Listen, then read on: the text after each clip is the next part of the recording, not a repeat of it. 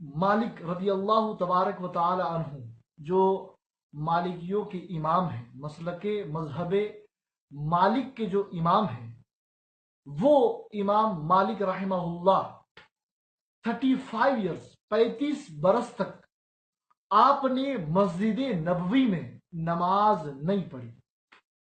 ایک بار پھر سے سن لیجیے، امام مالک، اور کتاب کا نام بتا دوں میں، وفات العیان، جلد نمبر 4، صفحہ نمبر 136 پر حضرت امام ابن خلکان فرماتے ہیں کہ امام مالک رضی اللہ تبارک و تعالی عنہ نے 35 برس تک مسجد نبوی میں با جماعت نماز نہیں پڑھی۔ آپ نے جماعت ترک کی کیونکہ آپ کا یہ عقیدہ تھا کہ دشمنان اولاد رسول کے پیچھے، ایک بار پھر پڑھوں گا، دشمنان اولاد رسول کے پیچھے، امام مالک کا عقیدہ، دشمنان اولاد رسول کے پیچھے نماز نہیں ہوتی۔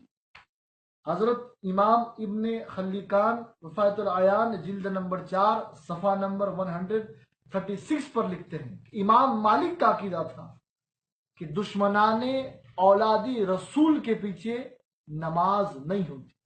مسجد نبوی 35 برس تک امام مالک نے مسجد نبوی میں با جماعت نماز نہیں پڑھی کیونکہ آپ کا یہ عقیدہ تھا کہ اولاد رسول کے دشمنوں کے پیچھے نماز نہیں ہوتی۔ اب آئیے دوسری بات، امام اہل سنت سراج الہند شاہ عبد العزیز محدث دہلوی فرماتے ہیں، کوئی راوی حدیث چاہے جتنا سچ بولنے والا اور نیک عمل کرنے والا ہو، مگر وہ اہل بیت سے بغض رکھے، اس سے روایت لینا ناجائز اور باطل ہے۔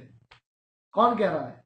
کتاب کا نام تحفہ اثنا عشریہ، صفحہ نمبر 139، تحفہ شریف کے اندر شاہ عبد العزیز محدث دہلوی نے کہا کہ کوئی راوی حدیث، کیا جملہ ہے؟ کوئی راوی حدیث چاہے جتنا سچ بولنے والا اور نیک عمل کرنے والا ہے، اگر اس کے دل میں اہل بیت کا بغض ہے تو اس راوی سے روایت لینا ناجائز اور باطل ہے۔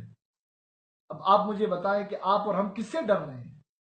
یہ تو ہمارے بزرگوں کا طریقہ ہے کہ اہل بیت کے دشمنوں کے ساتھ ہمیشہ سے ہمارے بزرگوں کا رویہ سخت رہا ہے۔